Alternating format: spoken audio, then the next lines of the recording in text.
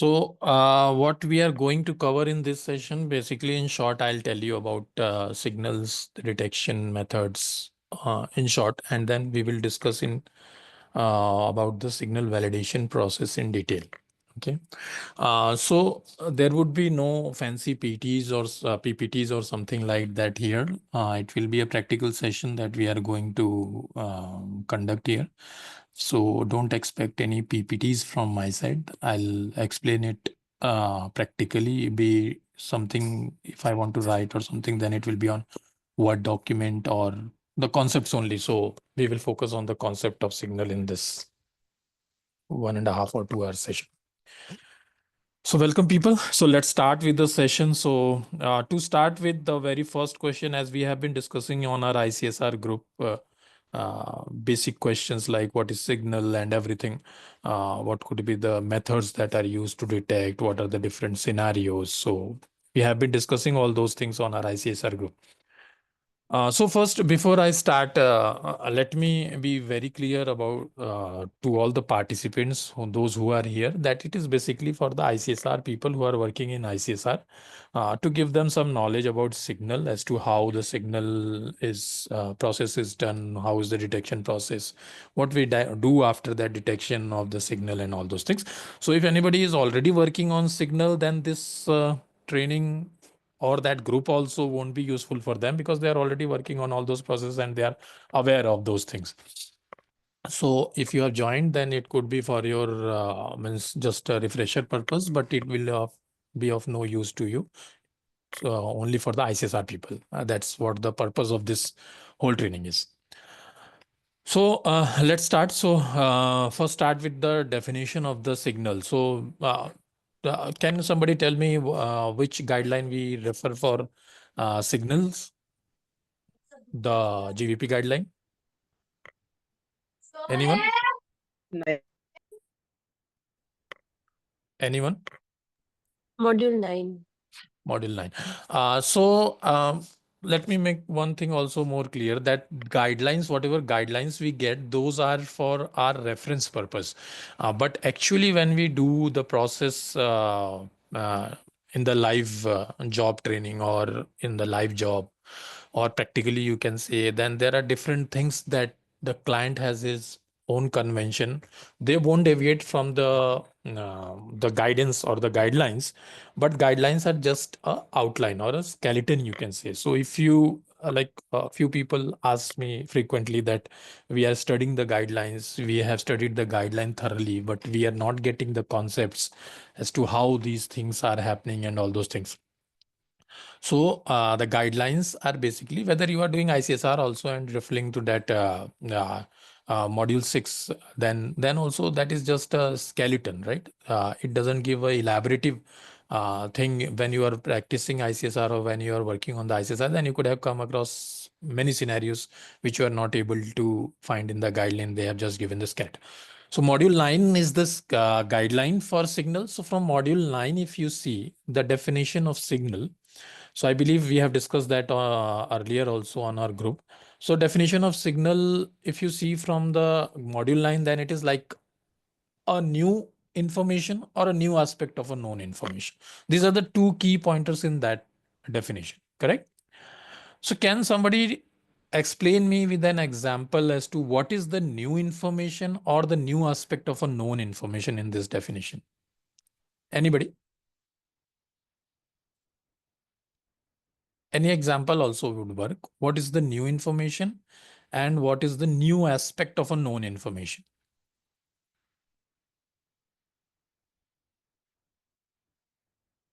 Anybody? Guys, please participate, because if it is not interactive, then it will become boring for all of you. Yeah, Ramit, new information could be any new safety concern that wasn't there in the RSI. And the non aspect would be when there is an increased frequency or increased severity. So, if diabetic ketoacidosis is there in your RSI, however, now we are going to take a diabetic ketoacidosis to the extent of fatal outcome as listed, let's say, that would be a new outcome. That would be a new aspect of known safety concern, basically. Yeah, correctly said, Vivek. So as Vivek mentioned that here we are talking from the perspective of the RSI, the reference safety information that you are using to provide the listedness of the event related to that molecule. So as Vivek said, the same thing. Suppose diabetic ketoacidosis is already listed in your RSI. So this is the listed event as per your RSI for that molecule. But in RSI, it is not mentioned that it is having a fatal outcome, and you started receiving cases having fatal outcome. So in that case, if diabetic ketoacidosis is an event in your ICSR and it has a fatal outcome associated with it, so you will keep it as unlisted in that case when you are doing ICSR, right? So this is the new aspect of a known information. Means what is the known information? That diabetic ketoacidosis is already there in your RSI. So this is listed. But now the fatal outcome is a new aspect of that known information. So this is the meaning of new aspect of known information. And there is another part that totally new information. So what is that new information? So that is, suppose if you received a case of thrombocytopenia, let's say, and that thrombocytopenia or any related term is not there in your RSI. It is completely not there in your RSI. So this is a new information for that. So both of them become a signal for you. Am I clear? Yes. Yeah. So now moving forward, so this was the definition. This is just a definition that is for signal. So just because when new people will read those in the guidelines, then they might confuse that what is the new information, what is the new aspect of known information. So here we have clearly explained it as to what is the new and what is the new aspect of. Now let's come to the next step. So first step in signal is the detection. First you need to detect the signal, right? So first let me share my screen with you so that if I write something, you can be able to. Okay. People tell me if you are able to see my screen. Yes. Okay. So now let's come to first, please mute your mic. So now let's first come to the signal management process. Okay. What is the signal management process? So if you see, there are basically, you can say, 4 steps in signal management process. So that is represented by DVPA. Okay. DVPA. So D is detection, right? V is, so it will be easy for you to remember from this. Prioritization. A is assessment and R is recommendation of action, right? So did you get what is the signal management process? How the signal life cycle, who is this? Can I mute him? Rajashri, can you mute yourself?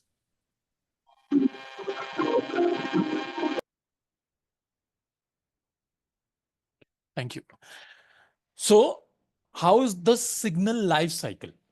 So right from its birth, what is its birth? So when it is detected, it is its birth, you can say a signal has born. So right from its birth to its closure, that is the signal management process. And how does it flow? So first we detect the signal, then we validate it. Based on validation and its, you can say seriousness, or you can say its criteria, whether it is an urgent safety measure or it is a normal signal that is. So based on that, we prioritize it. Prioritize it means as to how many days or in how many days we have to complete that signal assessment, you can say. So after doing the prioritization, we do the assessment. That is the signal evaluation report or the drug safety report. As per the client, there is different name for those reports. So we write those reports, and based on those reports, if we are confirming that there is a risk, or means basically if we are confirming that there is a risk or we need to modify our RSI, then we recommend action for that post that conclusion of that signal assessment report, that what action we need to take. It is not necessary that it will be converted to risk or some action is required. There are different processes that are followed once we complete the assessment. So this is just to outline you that how the signal management process follows. Okay. Am I clear, people? Are you getting the points, whatever I am telling you? Currently, we discuss only signal management process and signal definition, right? Shall I move forward or any doubt till here to anybody? It's clear. Okay. Sure. Any doubt? No. No. Okay. So now let's move to the process of detection. Okay. So what is signal detection? Can you tell me what is the process that we follow for signal detection? We have discussed in the that group also. One is quantitative, right? Quantitative. And the second one is Qualitative. qualitative. Correct. So now what happens? In quantitative signal detection, basically this is just an outline for that. We are not, because when we are working as a signal person, when we are working into the signal domain, at that time what happens of as a signal means you can say you are doing the validation or you are doing the assessment report for signal. So as signal writer, basically we can say, or signal professional, we are not that much concerned about quantitative because these are the statistical principles that are already configured into the system. There is a team that works on that. So there are signal SMEs who works on that based on the molecule. There are different criteria for a molecule that is set up into that signal tool in the background based on which it flags the signal to you. Okay. So this quantitative is basically a statistical method. Okay. So you no need to worry much about this statistical method because as I told that they are already configured into the system. So just to tell you a gist as to how, means a basic foundation as to how that statistical method works. So that you can remember as to how, what is the main thing that is done. Apart from this statistical method, there are different other configurations also are done. But what is the basis or what is the foundation for this statistical method? So what happens? Like suppose, let me give you an example. There is a drug called clobetasol. So, okay. Why I'm taking this clobetasol? Because there is some line listing also, which we will discuss in this training post that. So I have from clobetasol only. So I'll discuss about that only. Now, there is a molecule called clobetasol, and there is a event pair that we received with it, that is hypersensitivity. Okay. So what is the event here? Hypersensitivity reactions. Okay. Basically in signal, we call it as drug event pair, or are easy to remember that. Okay. So now we have received a signal of hypersensitivity reaction with clobetasol. So, and this is a signal flag from the tool. Means there are different tool signal tools. There is Empirica, there is Click database, there is PV signal database, there is a next generation signal management system, or LifeSphere, you can say, by RSG and all those things. So there are different companies who are having their different databases for signals. So one of the database you are using, and that has flagged the signal of hypersensitive reaction with clobetasol. So what could have happened in the background? So see, statistical method uses different reporting ratios, be it proportional reporting ratio, be it reporting odds ratio, be it Bayesian theory that they use with the confidence interval and all. So there are different statistical methods, whichever is applied there. So they have flagged this clobetasol and hypersensitivity drug event pair. Don't get confused with all these terms. Just for your knowledge purpose, it is only there. So what happens? What is that reporting ratio, or what is the difference of that reporting ratio that is flagging this? So that I'll just give you an example here. Now suppose clobetasol is your, you can say it is your drug, and hypersensitivity is your reaction. So suppose let me give you an example that hypersensitivity reaction with clobetasol, we will say it as A. Okay. And then, okay, first write me the that thing. the formula itself so that you can understand. A by A plus B.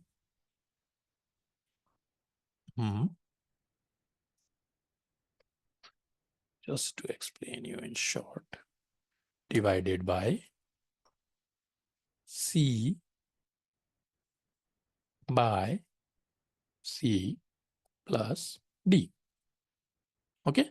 So now, see, what is A? A is the hypersensitivity reaction, number of cases received for hypersensitivity reactions with clobetasol. Right? A is number of hypersensitivity reactions cases received which happened with the drug clobetasol here. Okay. Now what is B? B is number of other events that happened with clobetasol. For example, in this case, A is hypersensitivity reaction only, and there might be other reactions also that happened with clobetasol. Like there could be nausea, there could be vomiting, there could be thrombocytopenia, there could be diabetic ketoacidosis. So all the events together that happened with clobetasol, so those are representing B here. Am I clear here till now? What is A? What is B? Yes. All the people? Yes, no, maybe? If there is Yes, any yes. doubt, you can ask. Yes. Okay. So what is C now? So this is the story of clobetasol. Whatever hypersensitivity reaction happened with clobetasol, whatever other reactions in total happened with clobetasol. Now, what is C here? So C is the number of hypersensitivity reactions that occurred with all other drugs other than clobetasol. Am I clear? So suppose you are an MAH and you have some 400 molecules in your kitty or you in your portfolio, you can say. So other than clobetasol, there are many other molecules that you are working on, be it azithromycin, be it paracetamol, be it cetirizine, be it newer drugs, you can say for. So from all those drugs, how many hypersensitivity reactions were reported from all those drugs? How many cases of hypersensitivity reactions were there? So this will represent C here.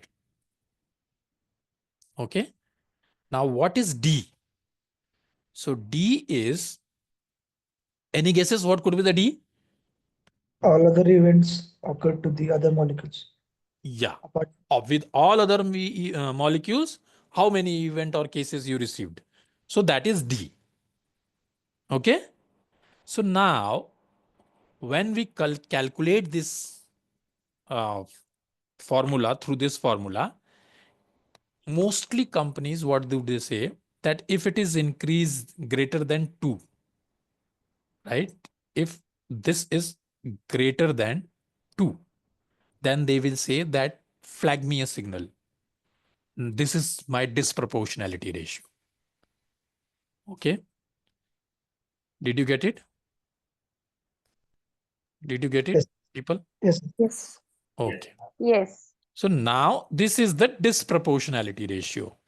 If it is greater than 2 or equal to 2 also. Some might say that it is equal to 2 also. They will take, if it is 2 also, and if it is greater than 2, then it is a disproportionality ratio. And then this hypersensitivity reaction has been flagged to me. Okay. So for example, if we see, suppose we can say that there were 50 cases of hypersensitivity reaction with clobetasol, what we are evaluating in the reporting period. Okay. Now what happened? What is the other thing? This is 50 cases of hypersensitivity reaction. Now, by suppose there were total events, A plus B is equal to, means there were total events of clobetasol. Suppose we can say 250. Let's say. Okay.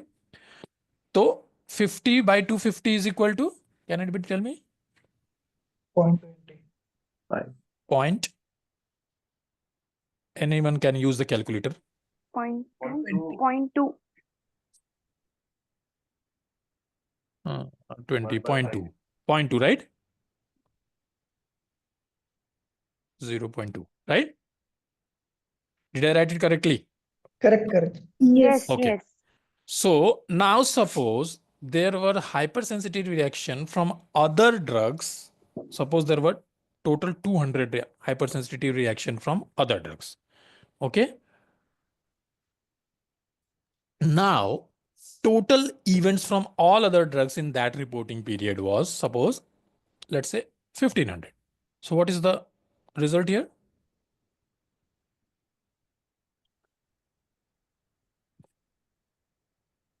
Point 1 3, right? Yeah. Yes. So your disproportionality ratio will be 0.2. Please use the calculator if anybody has open. 0.13 is equal to, what is the answer? It will be less than 2. 1.5. But what is the answer? Just tell me. 1.5. 1.53. So this is not flagging a signal for you because it has not reached the threshold. Suppose if it could have come to 0.4, then what was the answer? More than 2? Yes. 3. So it is flagging a signal in this case. Did you get how those of signal flags from the statistical disproportionality ratio? Yes. Okay. This is a simple thing to make you understand as to how those calculate in background. But there are different statistical method used. Nowadays, we are using widely Bayesian EB05. So that uses the confidence interval also of 95%. So let's not get deep into the statistical analysis because that will confuse you. Let's study what is from our perspective. What do we need to understand from our perspective? So now quantitative is clear with you, right? Yes. You guys got the quantitative, right? Let's come to qualitative. So what happens? Suppose we got a flag of drug hypersensitivity reactions with clobetasol, right? But only from the statistical method or from the quantitative method, if we are getting signal flag, we can't say that this is a signal or we can't validate this as a signal. This is Vivek has raised a hand. Yeah, Vivek, tell me.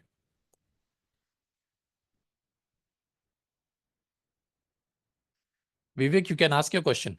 Yeah, the one that you were talking about where you use CI, actually, I have a little bit statistical. I've done a course in that. So I just wanted to ask, like with 95% CI, just for curiosity, how much error do we take? That I told you statistical method, we are also not that much aware. We have been just we are just aware that that is the CI confidence interval that they are using, that is 95%. Now, only not from the hypersensitivity reaction, they would be comparing it with the other events and everything. So this is just Okay. the basic that I told you. That statistical method, I am also not that much, you can say, what I can say, that I'm not that much thorough with all those statistical methods. Okay, thank you. Yeah, so because we are basically working on the qualitative part and all those things, manual intervention, whatever is required, na? So that is Okay. our part as a signal writer. Okay, thank you. Okay. So, chalo, let's move to qualitative signal detection. So now let me tell you one thing. The process that we follow in qualitative signal detection and signal validation, both are same. What is the difference between this? In qualitative signal detection, what happens? Some companies let me give you an example, like some companies, like the generic companies which are working on the generic molecules only. So what they do, they don't want to invest in the tools and everything, so cost method and everything. So what they do, they don't take tools for the signal detection because most of the molecules are established, they're not getting any signal. So they do the qualitative signal detection. So now what happens in qualitative signal detection? Suppose they have decided that there is a molecule for which they will do signal detection every month. Let's say the reporting period is every month they will do. So what happens? let's say an example of December. So from 1st December to 31st December. So they will, the people who are working on qualitative signal detection, they will on 3rd or 4th, or you can say on 5th of January, they will generate a line listing for the period from 1st December to 31st December. In that line listing, they will get different drug event pairs, right?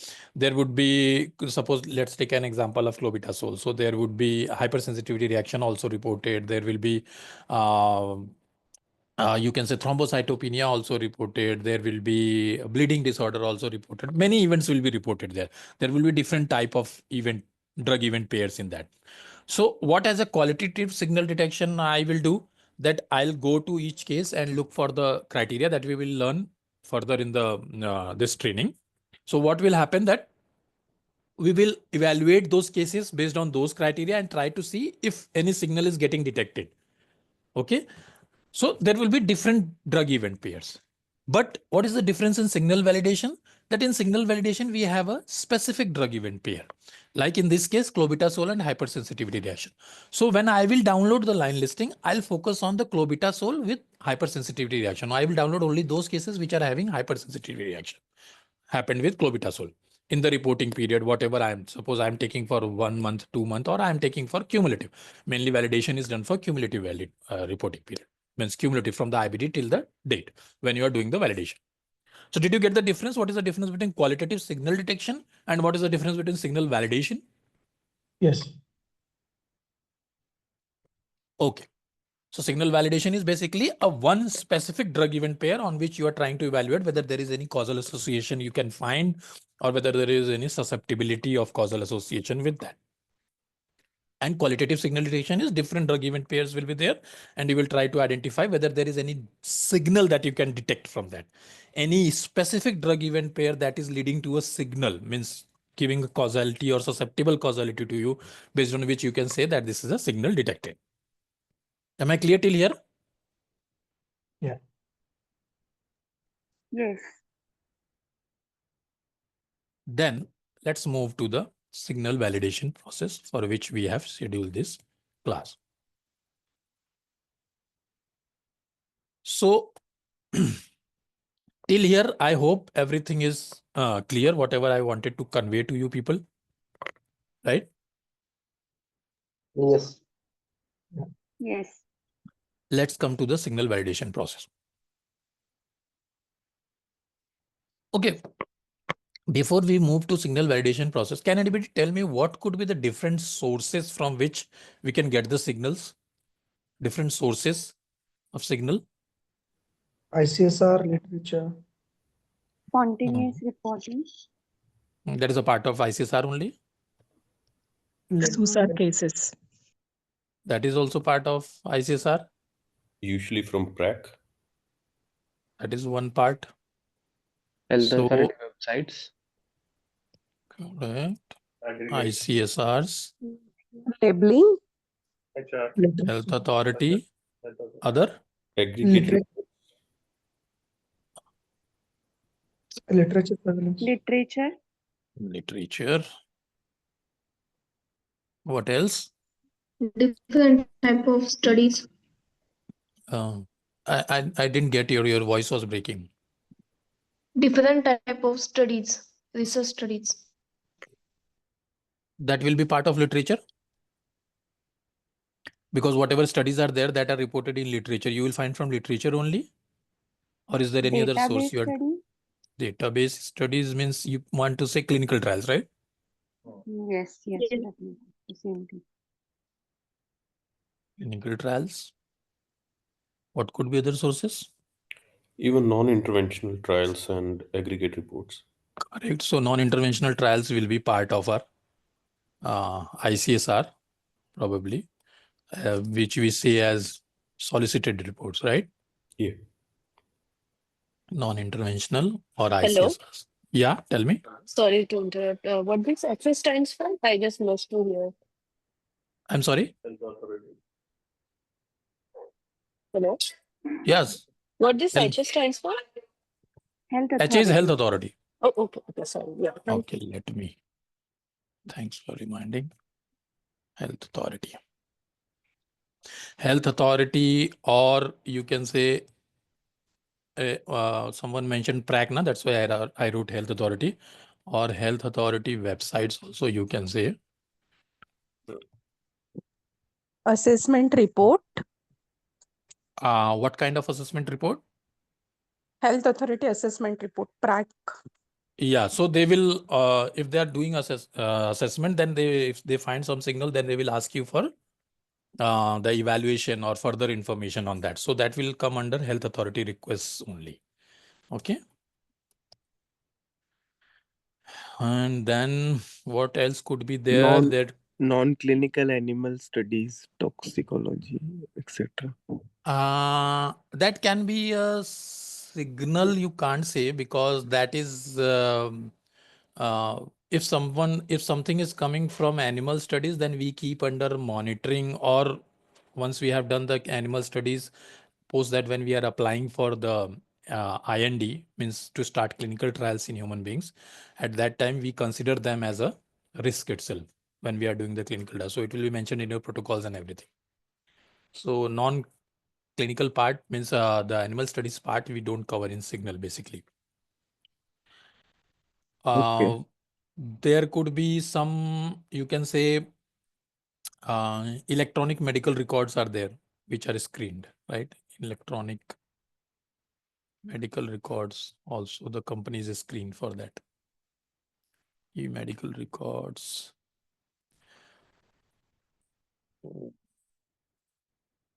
So these are the different sources from which we get the signal. There may be one or two that I'm missing, but mostly these are the signals. So when we are working, we basically focus on ICSRs, literature. From the post-marketing, if you are looking, then health authority requests, they are self-sufficient. They will send you for information and all those things. Then clinical trials. So clinical trials obviously is one source from which we do. Non-interventional, this is part of ICSRs only. So it will come under that. Then e-medical records, or you can say real world data evidence also is used. Real world data. So these are different type of sources. Basically, we focus on ICSR and literature when we are doing it. Clinical trial is also there. So now let's come to the signal validation process. So what is the whole purpose of doing this signal? Means doing this process manually and everything. So basically what happens that whenever there is a signal or a signal flag or a signal is detected, you can say, then we can't say that based on the tool flag or something that this is true signal. Because what happens when we evaluate, especially in the case of generics, I will say, when we evaluate it, it is non-validated at this signal validations process itself. At this step only, we used to non-validate it because most of them are not having even a, you can say, susceptible causality. Means we are not even suspecting that there is a causal association. Why? That we will discuss as to what do we follow when we do this, basis on which we say that the causality is either not, we are not able to find the causality, not even susceptible, or we are straight away rejecting it. Okay. So see, there are certain factors that we look for as the how many of you are doing causality assessment in your ICSR cases, or is it the responsibility of medics to do?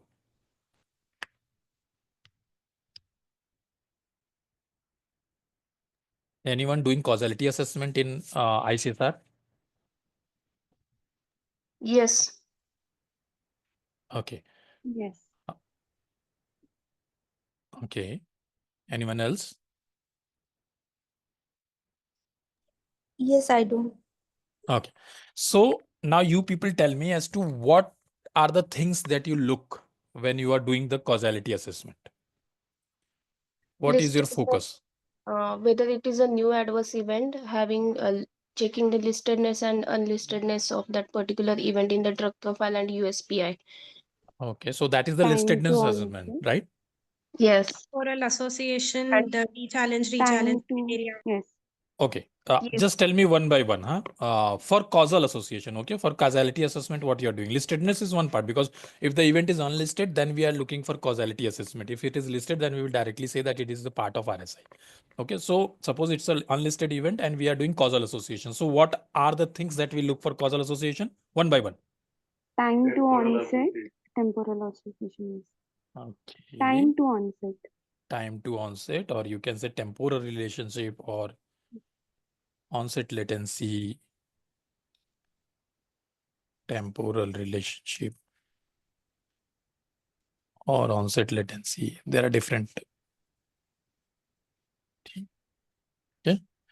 Chalo, what is the next that you look? D challenge, C challenge and challenge. reaching. Okay. Re-challenge. Re-challenge. What else? Amit ji Amit ji Yeah, Vivek, tell me. इसका ना एक बड़ा अच्छा mnemonic है, अगर आप allow करें तो मैं बता सकता Yeah, हूँ। sure. तो इसको ना हम वैसे हम मेडिक ओनली, लेकिन हाँ। एक इसका ना एक बड़ा अच्छा निमोनिक है, ट्रेंड्स, TRENDS। Good one. ये याद करना भी आसान रहेगा। तो इसमें क्या है कि ब्रैडफोर्ड हिल क्राइटेरिया के अनुसार Right. आप P से टेम्पोरैलिटी आ जाएगी, R से रीचैलेंज आ जाएगा, Correct. E से एक्सक्लूजन आ जाएगा कि और Okay. कोई कंपाउंडर तो नहीं है। Okay. N से नोवेलिटी आ जाएगी, न्यूनेस कितनी है। डी से डी चैलेंज आ जाएगा, और एस से साइंटिफिक प्लॉजिबिलिटी और बायोलॉजिकल प्लॉजिबिलिटी आ जाएगा। तो ये ब्रैडफोर्ड हिल को पूरा का पूरा ही समराइज कर देता है। Correct. So you have basically covered all the concepts. So just let get it more elaborative. So as you mentioned that de-challenge, re-challenge, we have kept, you people can remember this mnemonic that he told us. Trends. Okay. So now he's saying that exclusion criteria for E. So basically we, in our normal, because this is part of the medics that they're doing. So what we say it is at confounders, right? In our normal language, we use it as confounders. So what could be the confounders? What could be the confounders, people? Medical Both history, aspect concomitant medications, Medical pregnancy. medical history. history. Right. What else? Concomitant medication. Concomitant uh, medications. Co-suspects. Right. Concomitant medications, co-suspect. What else? Lab data. That we will Treatment come to drugs. it. For Drug confounders, medical Drug. history, concomitant medications, co-suspect, drug history is not that major, but any concurrent condition if it is there. There could be some other condition also, disease condition for which the patient is not taking your medication, but for other. So that can be a part of medical history also, concurrent condition that goes hand in hand. Now, after this exclusion criteria, what else could be there? Patient demographics, elderly age, or any habits like smoking, alcohol consumption. Those will be part of confounders only, right? Right? It can be a part of confounder only, right? Yes. Based on which we are excluding it. Now, from novelty, what does he mean? How new it is. Yeah. So how new means, how can we define that? Listedness. Listedness. That is one part. So basically, that's why I told you in beginning that if it is unlisted, then we go for causality, because this signal only, you can say a unlisted event will be flagged, or if there is increase in frequency of some listed event. So that is a newness only. So that's why we consider those only for signals. So that's why mostly you can say that new information unlisted is there. So just let's mention it as listedness.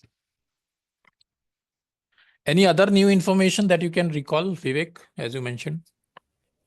Exclusion and newness can also go hand in hand a little bit. So listedness के perspective से तो है ही है, but also अब मान लीजिए आपका family history नहीं है, लेट्स से कैंसर का केस है, फैमिली हिस्ट्री और आपके पास अच्छा डिटेल्ड इंफॉर्मेशन है पेशेंट का, और उसमें कोई फैमिली हिस्ट्री नहीं है, कोई रिस्क फैक्टर्स नहीं थे, तो उस पेशेंट के लिए वो भी न्यूनेस कहलाएगा। राइट, ठीक है। we will discuss the limit also of this. So what about the D? What is the D that you mentioned? D is D challenge. D challenge is covered. S is Scientific plausibility, biological plausibility. biological plausibility, let's say. So any ICSR person can tell me what is the biological plausibility here? Biological plausibility, what do you mean? Any thoughts? Any thoughts, people? Maybe hereditary or something like that. It is basically the mechanism of action of the disease. If there is any correlation between the mechanism of the disease and the drug in evaluation. Okay.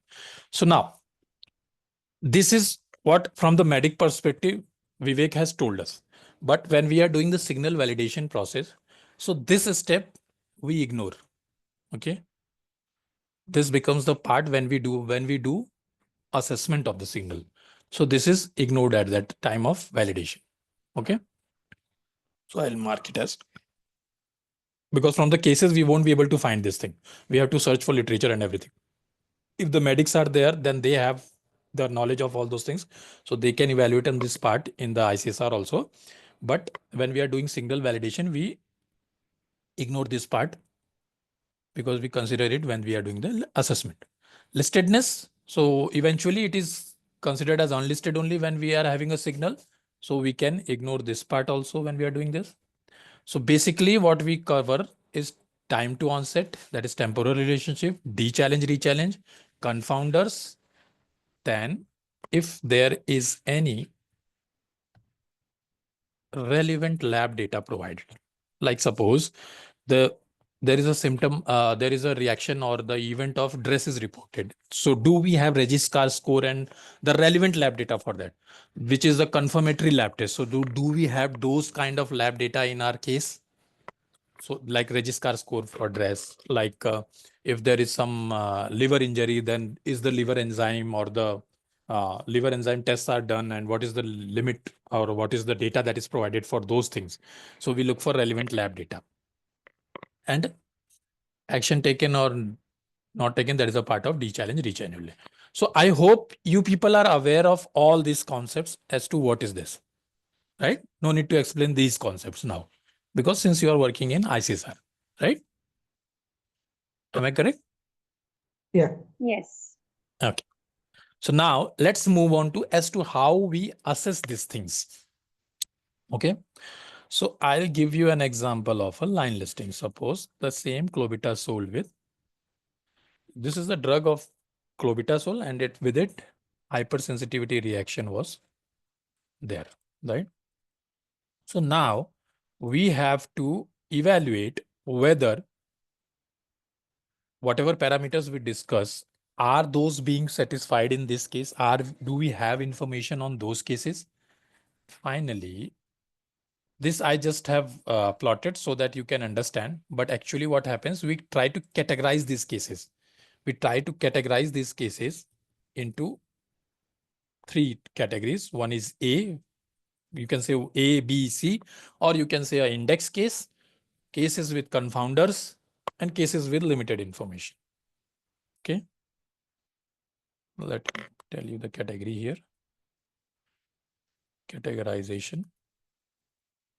So what happens? Category A, or you can say index cases. Category B, or you can say some information missing, 1 or 2 information missing, or you can say some confounders, info missing, or there may be some confounders. And then category C is there, that is called as limited info or no info. Or no info, right? So this is how we categorize the cases. It is not necessary that all clients will say that this is category A, category B. Say there might be direct differentiation that this is index cases. These are having confounders or some information missing, and these are limited info or no info cases. Okay. I just told you that because the client for which I worked, they used to categorize it as ABCs, referencing this thing. Okay. So now what way I will do? I will go to the cases. So first I'll go to this case. Suppose this is the case. Okay. This is the validation process only I am telling. Okay. We are not into the assessment. Assessment is bit large that has different data sources that we collect and do. For validation purpose, suppose if I am validating from my database, safety database, then I'll take the line listing. So I have received these 9-10 cases, whatever is there. So now what I need to check? First, drug is there and even definitely hypersensitivity or some related term will be there. Or in this case, let's see, where is the event term? See, indication. What is the event term? Yeah, this is preferred term, primary, right? You can say there is hypersensitivity, skin allergy, hypersensitivity, pruritus allergic, hypersensitivity, rash, dermatitis, right? All are related to hypersensitivity. Okay. So now what I will do in my case, I'll go and check the parameters that I have decided there that we have looked into, that is TTO, what if the TTO is provided, then if there is any rechallenge done for the molecule, then if the lab data is provided for that reaction, if there is any other confounder present. So let's go one by one. So first, let's check what is the TTO provided here. Time to onset 7 days. Okay, so you could find a TTO here. So it is there. TTO is there. Now, second thing.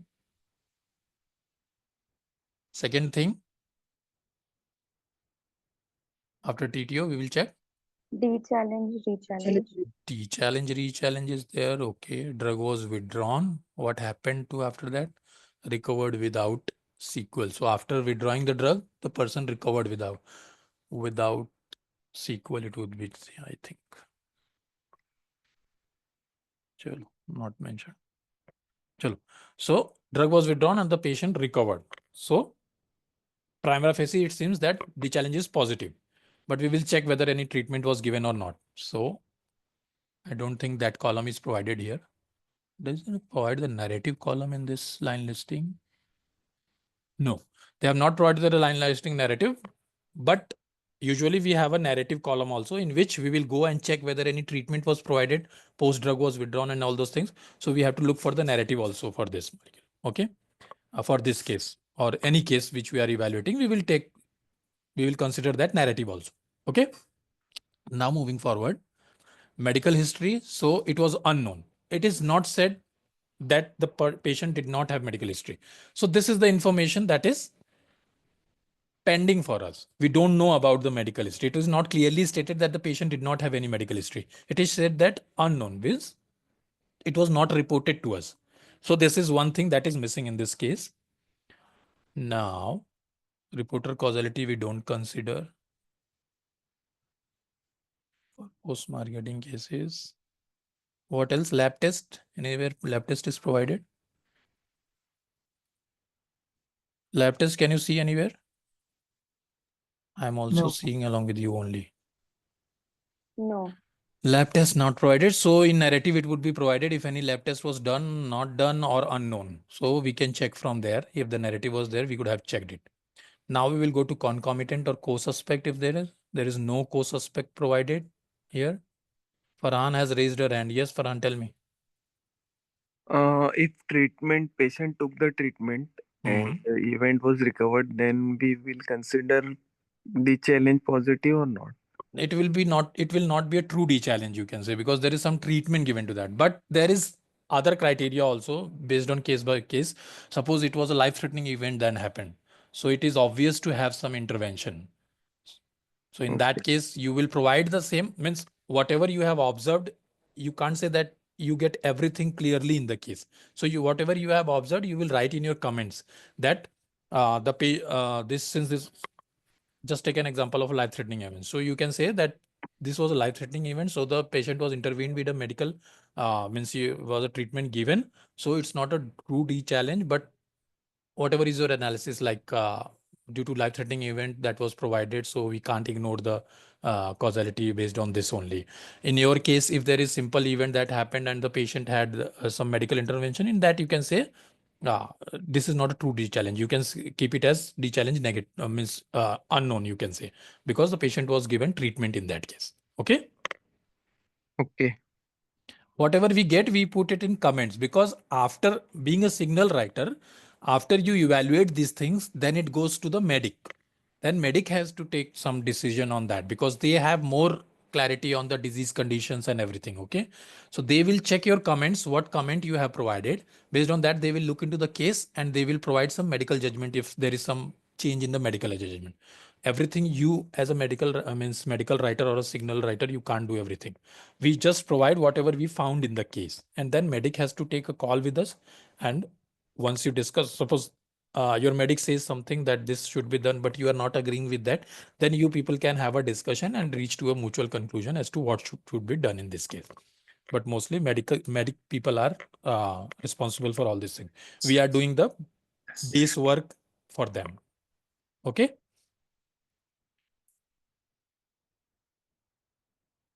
Correct, Farhan? Did you get it? Yes, thank you. Okay. So now, whatever information we searched here in this case, so can you tell me which category you are going to? B. B, right?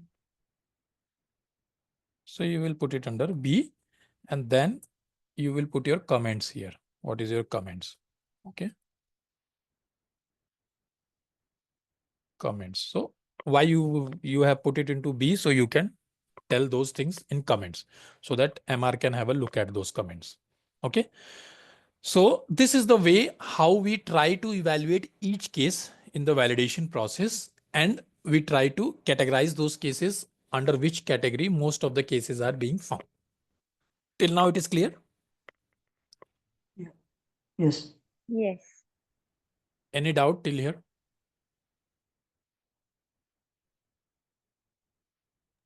No. No? Yes, no, maybe. No. So you mentioned concomitant medications over here. So if suppose one concomitant medication is reported, did we count it? Yeah. So what will happen? Sorry, I forgot to explain that concept of confounders in this. So we once went to that concomitant medication, right? Suppose, since there was no concomitant, so I forgot that. Suppose here they have given medical history of diabetes, hypertension, and then here is concomitant medication. Now what happens? Suppose if there is a event of, suppose it was mentioned that blood pressure was increased, and there is a medical history of hypertension or some fluctuation in blood pressure, or suppose the person had jaundice in past, and now it is showing that his bilirubin is increased, or it is showing that there is change in the liver enzymes, be it SGPT, SGOT, whatever is there. So based on this criteria, you see that the patient has a related medical history previously. So you can say that in this case, you will put it as a confounder. The medical history of say jaundice, you can put as confounder for liver enzyme increased event. So that is one part, how you identify confounder. Now, second thing, when we come to concomitant medications, like in this case, amoxicillin is provided as a concomitant medication, right? Can you see that? Yeah. So now, how can I say that amoxicillin is a confounder? It is not that it is, if it is mentioned as a concomitant medication, then it doesn't become a confounder. We have to go to the EPAR website, you can say, or the website of EMC, where we can find the SMPC for amoxicillin, or mostly we find SMPC only on the open source. So if you go to EMC website and download or access the amoxicillin SMPC, in that you will check, as you do for your molecule, whether hypersensitivity is listed in that RSI. If it is listed in that RSI, then you can say that amoxicillin is a confounder in this case for hypersensitivity. But if it is not listed in amoxicillin SMPC, then you cannot take amoxicillin as a confounder. You cannot mention that. Correct? Am I clear? Yes, clear. So this is how we look for confounders. Okay. Any other doubt, people? Yes. So how a co-suspect will like give the importance over here? Do we consider Same. that under concomitant? No, it will be the whatever co-suspect is there or concomitant is there. We write as a statement that concomitant use of. Okay, concomitant use of other drugs. It doesn't mean that that is a concomitant medication or a co-suspect medication. We write the term as concomitant use of other drugs like amoxicillin confounds the causality of hypersensitivity. So it doesn't say that it is whether it is a co-suspect or a concomitant medication. The same process is followed. If a co-suspect is also provided, then also you will look into its SMPC and check whether there is it is listed, hypersensitivity is listed or not. If not, then you can mention the same thing. Okay, great. Okay. Thank you. For drugs, it will follow the same process. You have to refer their RSI, and then based on their listedness, you can mention whether it is confounding or not. But in that case, like for if it is suppose one concomitant medication which was assessed as a co-suspect and it has a causality mentioned, so do we have to go again and check the SMPC for that? I suppose when you are doing the signal validation, we don't rely on whatever causality is provided in the in the ICSR case. We have to go and check everything. Whatever is provided in there are PSUR comments for in the IC when you are doing ICSR, there are PSUR comment section which is given by the ICSR medics. But we don't rely on that. We have to go and check on our own, and then we have to provide our comment here. Okay. Okay. Amit ji, Yeah, Vivek. if I can mention it, na? Yeah. So usually people confuse between suspect and a concomitant, right? Hmm. So generally literature में तो it's very very clear, right? अगर आपको साथ में कोई है तो आप suspect लेके चल रहे हो. That is how it happens, okay? Right. But concomitant is just an English word. उसका मतलब concurrent बोल लो, concomitant बोल लो, उसका मतलब है साथ साथ. Right. आपकी ड्रग के साथ साथ. तो suspect भी concomitant ही है, वो भी साथ साथ ही चल रही है. Right. जनरली सस्पेक्ट ICSR के अंदर just leave it to the reporter.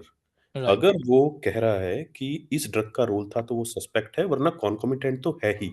What Right. Amit ji is trying to say कि लिटरेचर जब हम वैलिडेशन का पॉइंट देख रहे हैं तब आप सस्पेक्ट बोल लो, कॉन्कोमिटेंट में लो, अगर वो उसके SMPC में मेंशन्ड है तो हम उसके भी कंट्रीब्यूटरी फैक्टर मान लेंगे. सिर्फ ये है. तो सस्पेक्ट और कॉन्कोमिटेंट का कोई ऐसा रोल नहीं है. सस्पेक्ट भी तो कॉन्कोमिटेंट ही है. Right Amit ji? Right. Yes. That's why we use that term concomitant use of other medications. जी. It doesn't mean here that that is a concomitant drug. Hope it is clear now since Vivek has explained it Yeah, more it's very elaboratively. clear. Yeah, definitely. Yeah, It's very clear. it's Yeah. very clear. Any other doubt, people? Yes. Yeah. Actually, if in case a reporter is an healthcare professional, like suppose from the source clinical trial, and they have attributed causality, so in that case, as even we have to consider the same. We don't consider reporter causality when we are doing signal evaluation. Okay. Okay. We have to do our own analysis. Okay. Hi, Amit. Yeah. Swapnil here. I have one doubt. For confounder, you mentioned like we will check the RSI, SMPC. What if that particular signal is not in RSI, but there are some published case reports for such drug event pair? So can we consider them, or The we have to confounder rely on- medication, the confounder medication you are saying, right? Like amoxicillin in this case? Yes. No. If this is not in RSI, then we won't consider it as confounder, whether it is in published article or whatever. Because RSI is the documented thing you can say that is submitted to health authority. So health authority has also approved that. So they will consider only RSI as a source if you are using for confounder.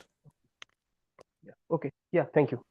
Welcome. And Amit ji, इस पे ना I'll just add a little point. Yeah. So generally ना जैसे there should not be any disconnect between ICSR, aggregate and signal. जब आप concomitant की बात कर रहे हो तो if you will work for like very strict client, like I worked for one of the leading client, right? Hmm. तो उनका ICSR में भी if you are writing a comment, no, and Dr. Swapnil, you might have seen कि usually ना कई बार अमित जी क्या होता है, we just write confounder कि वो साथ साथ चल रहा था. But if you are working for a very strict client, so they will always ask कि even if you are writing a causality assessment in ICSR, confounder word use करने से पहले go to SMPC, check it if it's there or not. And Yep. if it starts happening right at the step of ICSRs, Amit ji, then it would be sync with aggregate and आपका validation पर भी. Yeah, correctly mentioned. What happens, like we try to get sync with the ICSR, but sometimes it happens that we found discrepancy in those ICSR, be it in the causality assessment or be in some coding also. There will be discrepancy in coding also of the event. So in that case, we get back to the ICSR people. There is always a mailbox provided to us.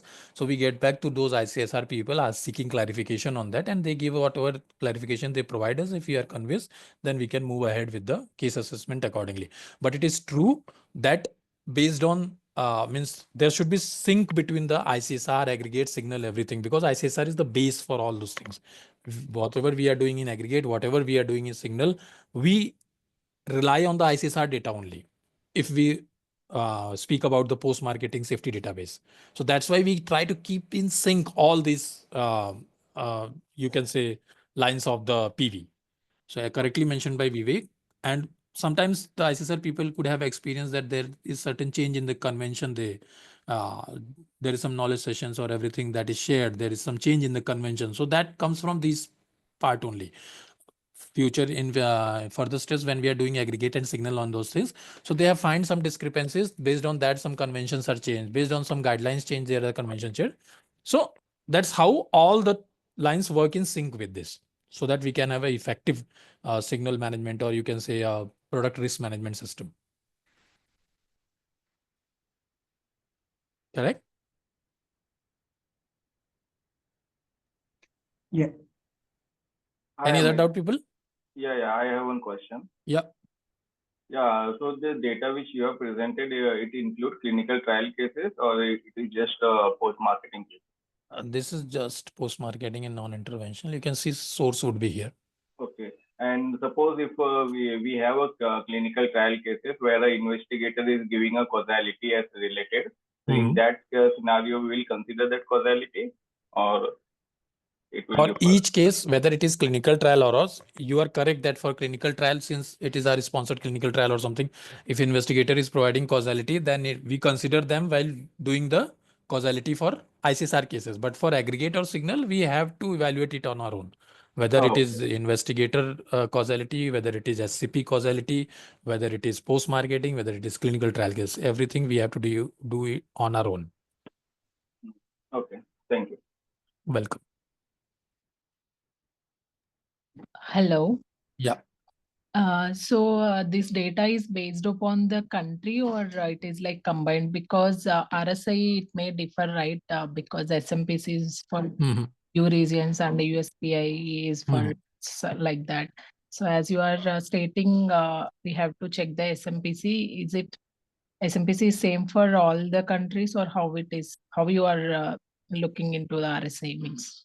No, what happens, why I said SMPC, because that is the most readily available open source. Because suppose if you are not an MAH for some molecule, like a drug is mentioned here, suppose some new drug is there. Suppose COVID vaccine was mentioned as a concomitant medication here, and that is produced by AstraZeneca. So you won't have access to their RSI, right? What could be there? Their SMPC, if they are in the European region, they could have definitely drafted the SMPC, and that could be available on EMC website. So for the ease of access, because we cannot access USPI, suppose if it is not approved in US, so we don't have USPI, or we don't have access to USPI. USPI also we can access, but mostly we consider SMPC as a standard source from the European region too. This is not something you can say that it is related to some region. In SMPC, what can happen? Suppose basically we rely on CDS, right? The core safety data sheet that is there, CCDS. But CCDS we can't get for the MH. So what happens? SMPC we take, because it might happen that your CCDS has some 10 risks, suppose. But in SMPC there could be 12 risks, or in SMPC there could be 14 risks. So conservatively, you can say we are getting more risk or more ADRs into the SMPCs. That's why we are referring, because it is easily available to us. There is no such criteria that this is European region is specific data that I am presenting here. That's why we are referring SMPC. We are just referring due to availability, ease of availability. Okay.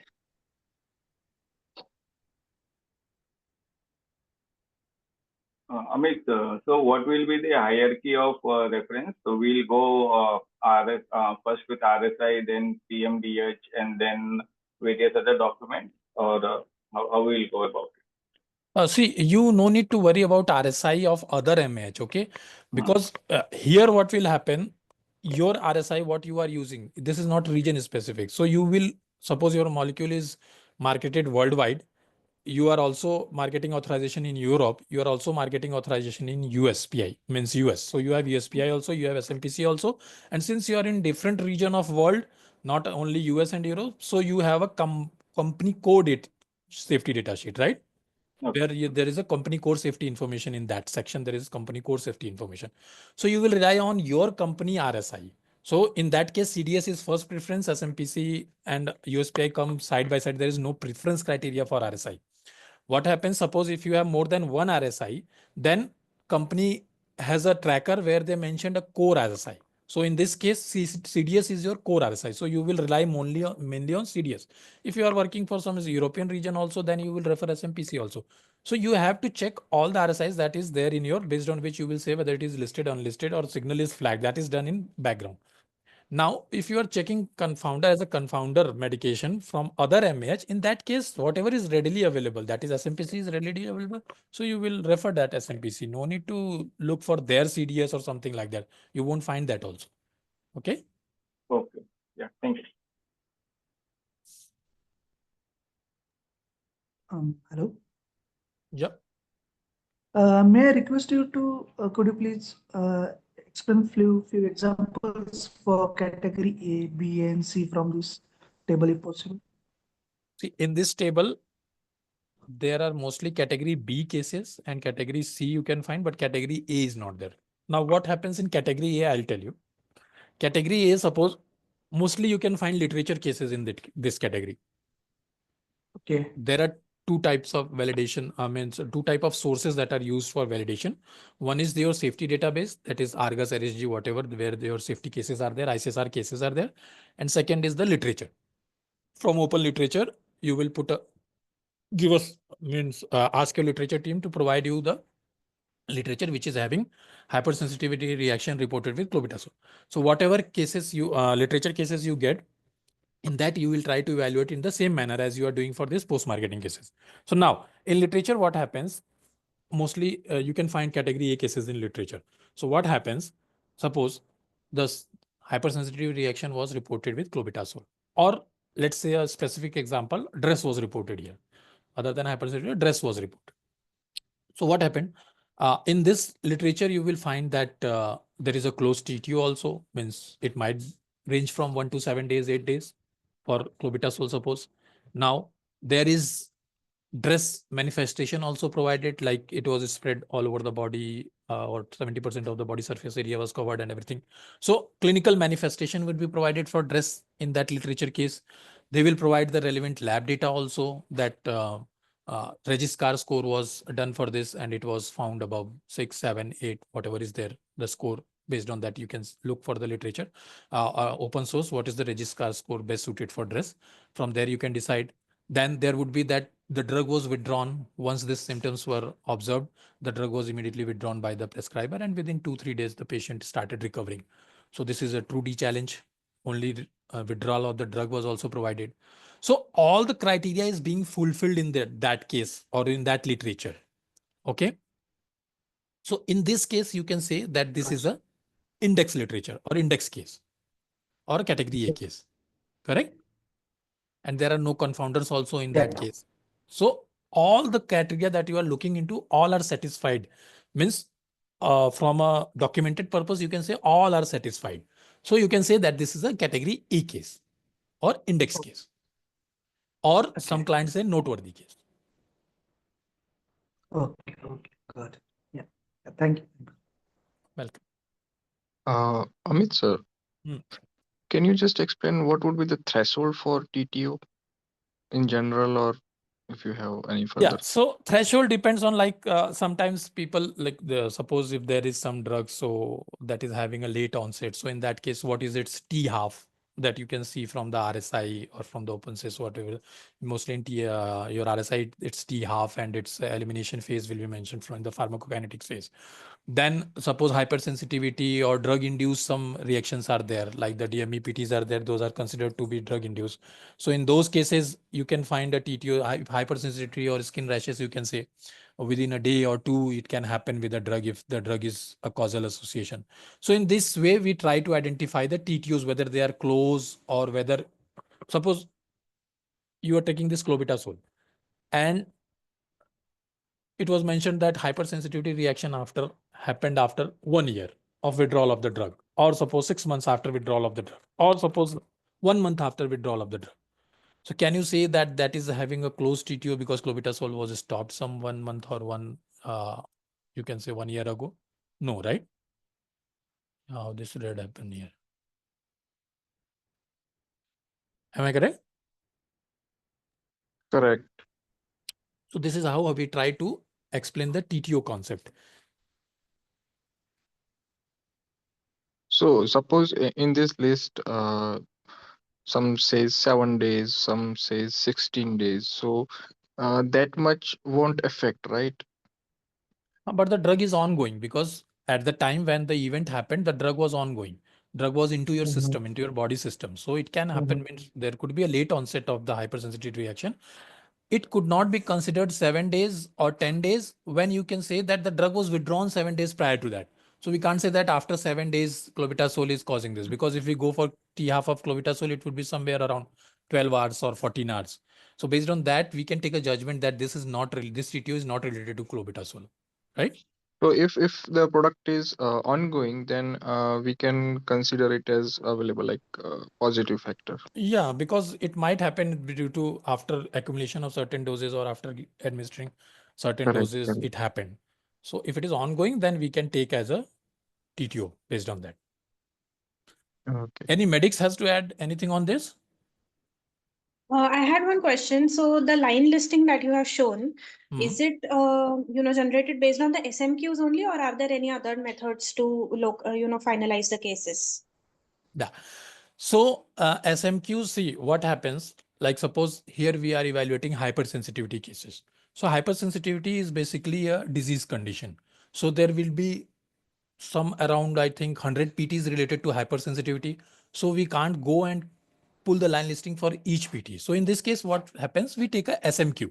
So now, since we are evaluating a signal, so in the SMQ also there is two parts, whether we have to take broad SMQ or whether we have to take narrow SMQ. So here, since hypersensitivity is a broader term, so we will use broad SMQ so that we do not miss on any PTs related to hypersensitivity, and we will pull the line listing based on that broad SMQ.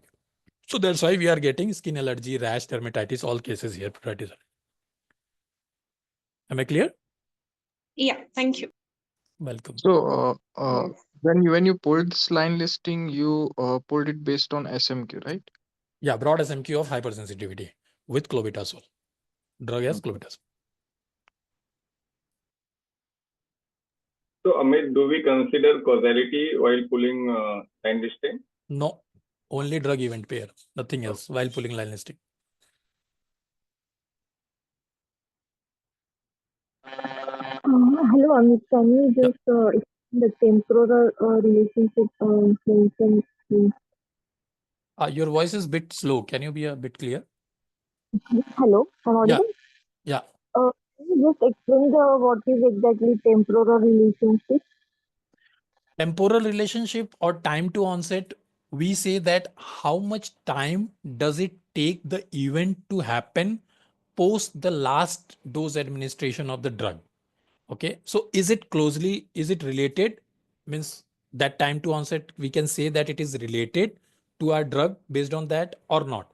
So suppose if you took a clobetasol dose last night and today morning or maybe day after tomorrow, means tomorrow morning you are experiencing drug rash, and the last dose you took a day before yesterday. So within a day or 2 or 3, if it is happening, then we can say that this is a close time to onset of the event to the drug, related to drug. Okay. Amitji, can I add something here? Yeah, Vivek. So when we say temporal association, right? Temporal association का कोई मतलब नहीं होता है. Temporal association का सिर्फ मतलब होता है कि event occurred after taking the drug. That is temporal association. Why plausible word is important? जब especially ICSRs में आपने देखा होगा कि plausible temporal association.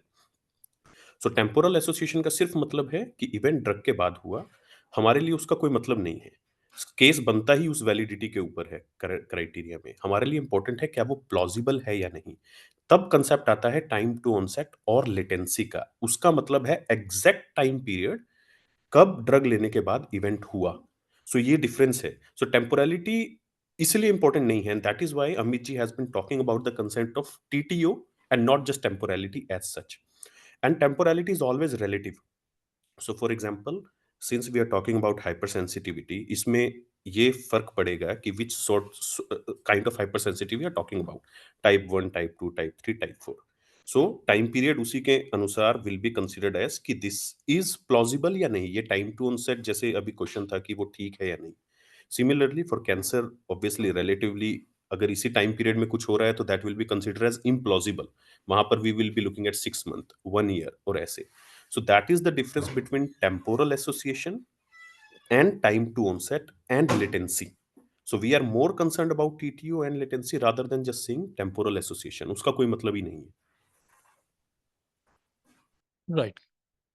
Did you people get it now? Yes. Any other doubt?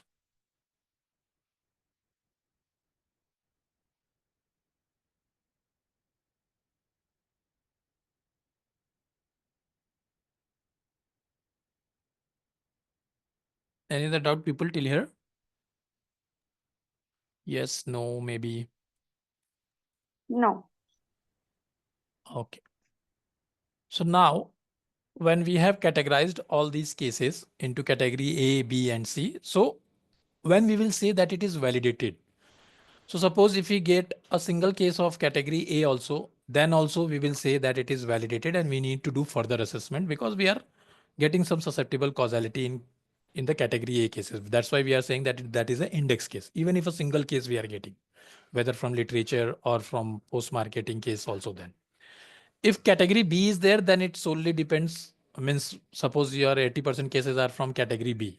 So it solely depends whether it was you categorize it as category B based on confounders, or you categorize it at category B based on some information missing, like lab test was not there, but no confounder was there. So based on all these parameters, we decide whether category B cases can validate the. This is a gray area. The category B is a gray area. Here you have to look why you have put it to category B. If there is some confounder, then definitely it will not be validated. But if some information was missing, like you say that medical history was not there, but rest of the things were complying as means rest of the things were same as we tried to find out for index cases. Suppose if that criteria was also given, like in this case lab test, if lab test was missing, and if the lab test was provided, then that could have turned into index A cases, index case or category A. So in this case, you have susceptible causality because I have lack of information. In that case, one single information is not. So this is a gray area. You cannot say that there is some thumb rule. If there is category B cases 80%, 90%, then you can say validity. Okay. And category C, obviously, if there are category C cases, we will non-validate it directly.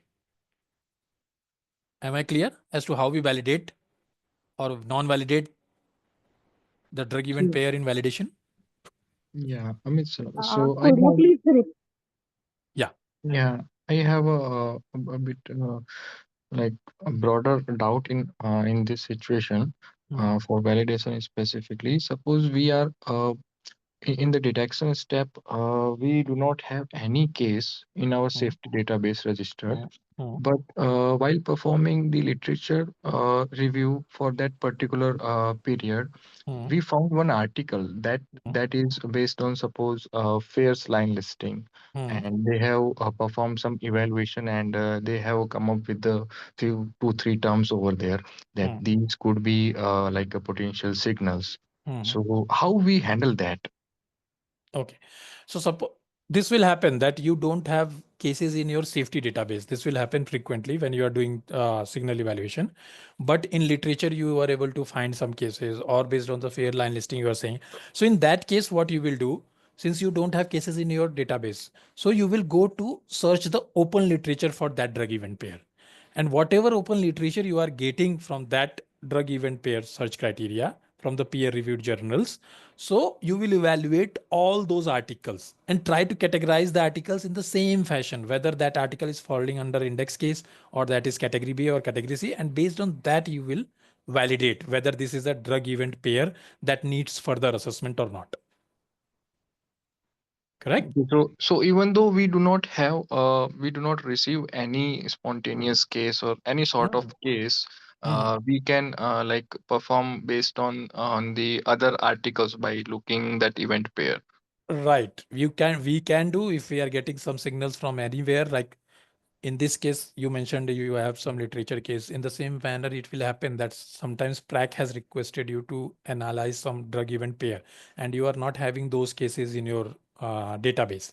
That drug event pair, no case is reported in your database, but still you have to do the assessment part and then give your conclusion as to, based on your assessment, what do you think about this drug event pair, right?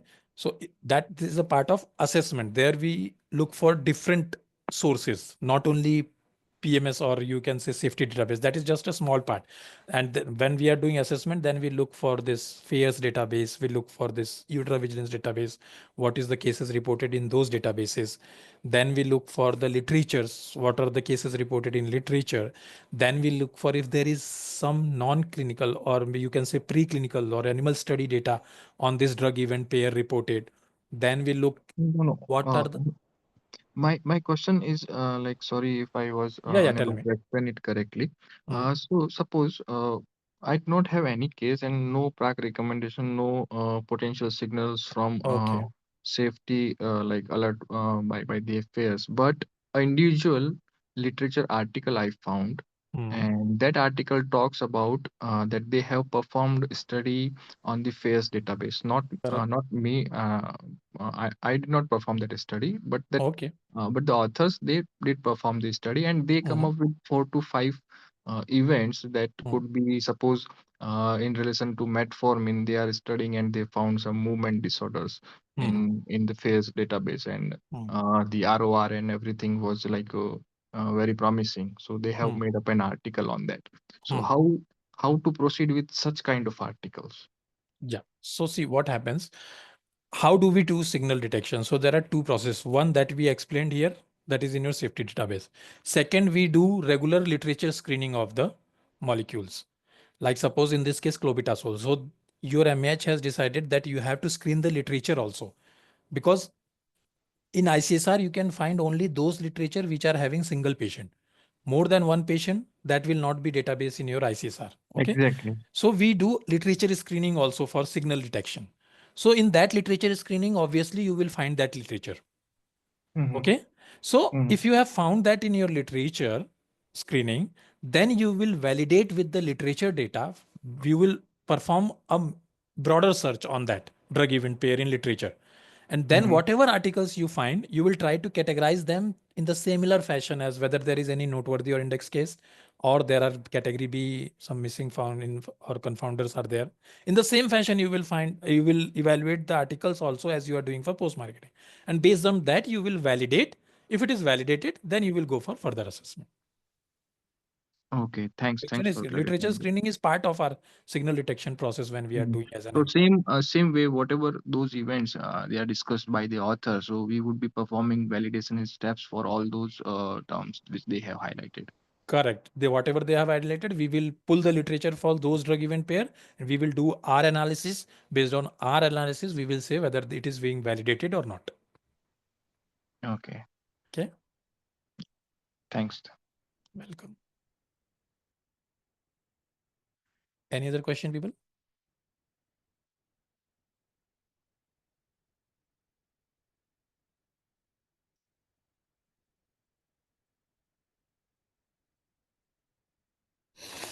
I No? have a question here. Yeah.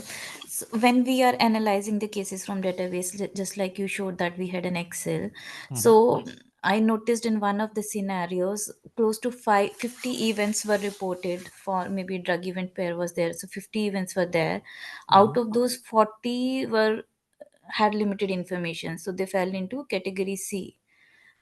But you know it, if 50 cases are reported, 50 events are reported, maybe in a certain period of time, there has to be some potential relation between drug and event. But since all those are limited information cases, would we like go for any further analysis or any other source checking for this signal, or will simply reject that signal?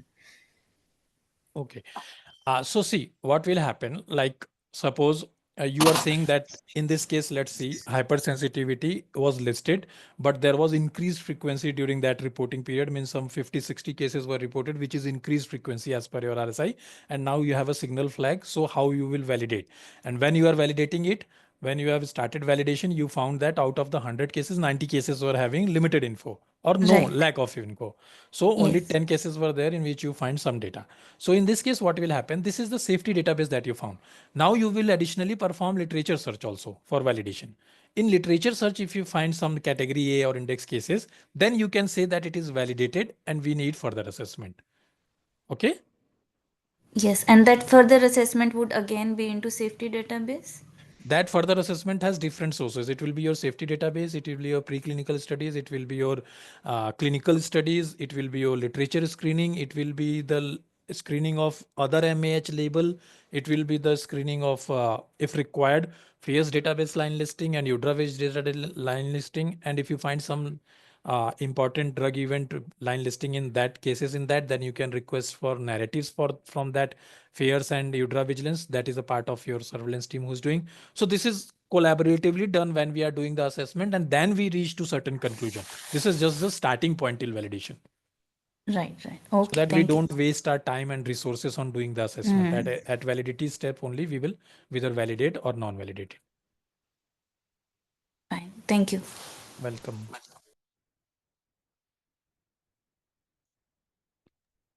Any other question? Yeah. Yeah. So suppose during this validation, we are like checking for literature sources for the event and drug pair. So in that we found another study, not individual case reports. So do we consider that as well? Like how?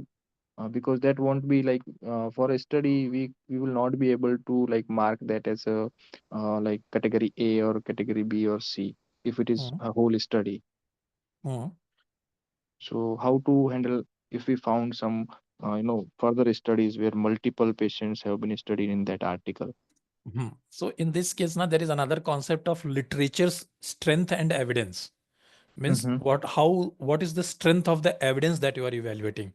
So there is a different concept of literature. Like suppose if it is a systematic review, whether it is a meta-analysis or whether it is a case series, whether it is a study related to prospective clinical study that is still ongoing, or whether it is a literature related to retrospective clinical study that was already done.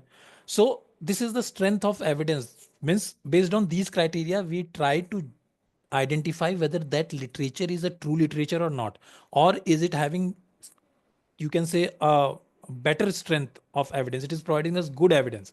So we cannot ignore that study, because if it is a study data, then definitely there will be a large population, and that is, you can say, that is a better source for us to evaluate the signal. So that is the literature, or that is the study literature that we will focus more on. Okay. And if we found something in that, then that it definitely gives us a we can validate that means drug event pair, because it is studied in large population. See what happens, like suppose if you have got some 50 cases, 50 ICSR cases which you are evaluating. So that is a 50 patient case, right? 50 different patients have reported those cases. But suppose if you are getting a literature article for the same drug event pair in which 1,000 patients were studied, so which you think is a more strength of evidence, which is having more strength of evidence?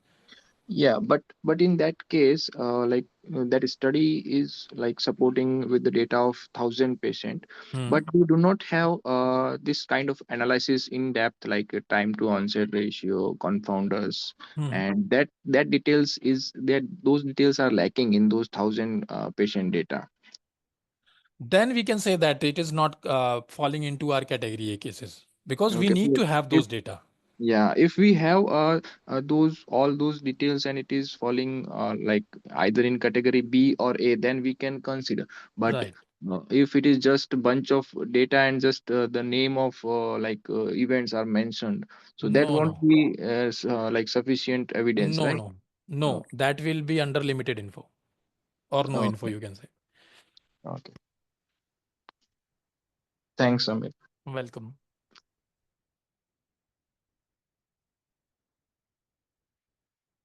Any other question, people? Otherwise, I think we are done with the validation part now. Amit, while doing ICSR, if we don't have info, we reach out to the sources to ask for more information. So during signal validation also, is it done that if you don't have data and if it is possible to get the data more about the patient, or if we can reach out to author, so can we do that thing? Do we ask for more data? No. We only rely on whatever we have available with us. That is a part of ICSR. You are doing follow-up and everything. But in a signal aggregate, we don't go back to reporter or author to ask more information. Whatever Because data we have. yes, but the thing is, why I asked the question, because even if we are following ICSR cases for further in signal, but we are giving individually different, like it won't be the same causality. We are assessing it again. It won't be from the like whatever given in ICSR. We won't be following same here. We'll be giving it from again after analyzing and from the pointers which you described. Based on that, we will give. So that's the thing I asked, that do we ask for more data, or whatever available with us, we will go with that only. Yeah, your question is valid, but in aggregate and signal, we don't do follow-ups or we don't go back and ask for the data. Whatever is available with us, we analyze those things only. That's why ICSR step is kept. Like ideally, there should be some four criteria based on that you will make valid case. But if the things are missing, then you can send a follow-up letter. You can ask for the information. You will get the information. Then you will again make a follow-up case. And based on that, the case will keep on updating. And in our reporting interval, when I am evaluating it from the aggregate or signal perspective, I will I will keep on getting that updated information in my line listing. So I will evaluate those only. So I won't go back to ask for more information. Yeah, okay. Means that function is already done in ICSR and whatever. Yes, I got your point. Yeah, thank you. Yeah, if there is any discrepancy in ICSR processing, then I'll get back to you, to my ICSR team, but not outsiders. Yeah, we get such a request. Yeah, I got your point. Yes, thanks. Thank you.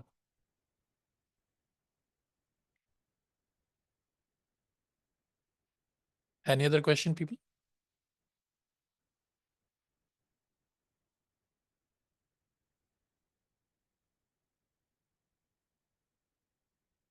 Yes, no, maybe. No, nothing from my end. Any other question from anybody else? Or we are good to conclude?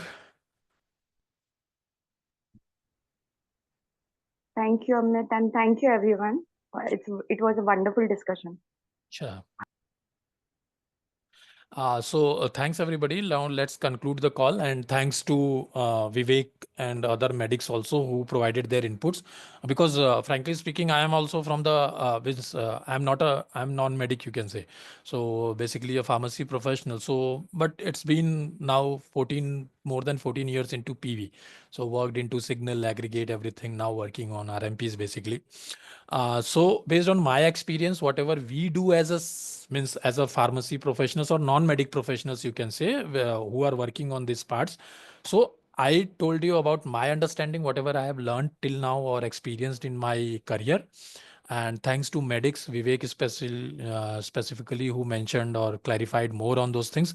So definitely in our part, in our PV world, it happens that whatever we analyze, whatever we reach to a conclusion or anything from a writer perspective, whether you are writing an aggregate report or whether you are writing a signal report, we have to reach to our medics always, because those are the report owners. Basically, they are having the accountability. So they are the report owners. So finally, they will provide their justification or their conclusion as to whether we as a writer have reached to a right conclusion or not, or whatever understanding we are presenting, it is correct or not. So it lies with medics only. But from writer perspective, you have to keep all the things in your mind. You have to evaluate the same fashion that you are doing. We are doing the background work for them. We are giving them a ready available comments and everything so that they can provide their medical judgment. And based on that, the report is finalized. So this is how we work in the PV system. So thanks everybody. Thanks for joining the call. It was nice. It was a nice interaction with you all. And for this interactive session, a very big thanks to all the participants. Otherwise, this could have become boring. Thank you very much. Thank you, Amit. Thank you, Amit, for wonderful initiation. Thank you. Thank you. Amit, thank you, Vivek. Thank you, Amit. Thank you so much. Thank you, Vivek. Thank you, Amit. Thank you.